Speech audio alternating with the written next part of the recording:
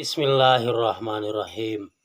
Innal hamdalillah nahmaduhu wa nasta'inuhu wa nastaghfiruh wa na'udzu billahi min syururi anfusina wa min sayyiati a'malina.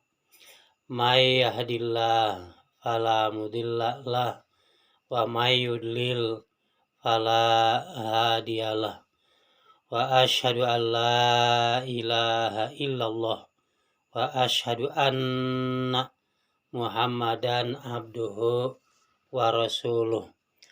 Allahumma sholli ala Muhammadi wa ala alihi wa ashabihi ajmain wa man tabi'ahu ila yaumiddin. Saudara sekalian, pada kesempatan ini yang akan dibicarakan adalah tentang harta warisan, mengenai warisan yang ditinggalkan oleh kalalah. Kalalah itu berasal dari kata kalla, yaitu adalah orang yang tidak memiliki garis keturunan karena sudah meninggal. Ayah sudah meninggal, anak sudah meninggal. Maka ketika orang yang telah tidak punya ayah dan tidak punya anak, maka itulah yang disebut kalalah, karena sudah tidak ada lagi garis keturunan. Dan inilah kadang-kadang menjadi dua pendapat, dua versi. Ada yang menyatakan bahwa kalalah itu yang tidak punya ayah dan tidak punya anak laki-laki. Tapi ada juga bukan begitu. Yang disebut kalalah itu tidak punya ayah dan tidak punya anak, baik anak laki-laki ataupun anak perempuan.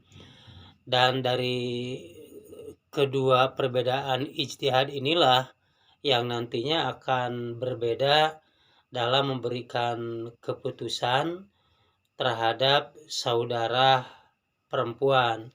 Apakah saudara perempuan mendapatkan bagian waris ketika yang meninggal itu tidak punya ayah tapi punya anak dan anaknya itu adalah perempuan?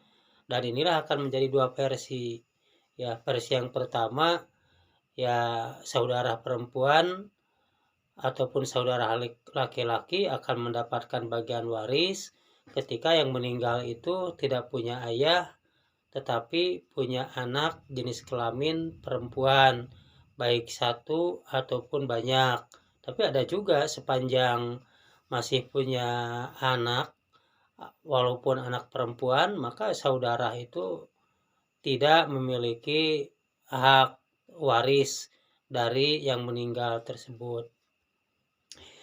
Nah, mengenai masalah pendapat tersebut, yaitu karena berpendapat dari surat An-Nisa ayat 12 dan ayat 176, di sana ada kata walad. Ya, sebagian berpendapat bahwa walad itu hanya ditujukan kepada anak laki-laki, sedangkan yang lainnya berpendapat bahwa kata walad di sana itu bukan saja untuk jenis kelamin laki-laki, tapi semua anak. Jadi tidak dilihat dari mantuknya, tapi dilihat dari mafhum. Nah, selanjutnya beberapa ketentuan hak saudara perempuan. Hak saudara perempuan itu 1/6 apabila dia seorang diri. Kemudian juga 1/3 apabila saudara perempuan itu berserikat 2 orang, 3 orang. Dan itu adalah untuk saudara perempuan yang seibu saja. Kemudian kalau saudara seibu sebapak atau saudara seayah saja, itu ketentuannya 1/2 itu setengah apabila seorang diri. Tetapi kalau saudara itu ada 2 orang, 3 orang, dan seterusnya, itu berserikat dalam 2/3. Nah, itu sebagaimana pula ya yang dimuat atau yang disampaikan oleh KHI ya, oleh dalam kompilasi hukum Islam ya, yang merupakan kodifikasi hukum Islam dalam pasal 74 ya, itu bahwa KHI itu yang sudah disepakati petunjuk dari Inpres nomor 1 tahun 1991 dan juga Mahkamah Agung, Menteri Agama ya di tanggal 21 bulan Maret tahun 1985 ya, bahwa yang disebut kalalah itu adalah orang meninggal tidak punya ayah dan tidak punya anak, itu baik anak laki-laki ataupun anak perempuan. Sehingga dengan demikian bahwa apabila ada seseorang meninggal kemudian ahli warisnya adalah anak perempuan baik 1, 2, 3, maka saudara itu ya, saudara almarhum atau saudara almarhumah itu tidak ada haknya ya, itu tidak ada waris.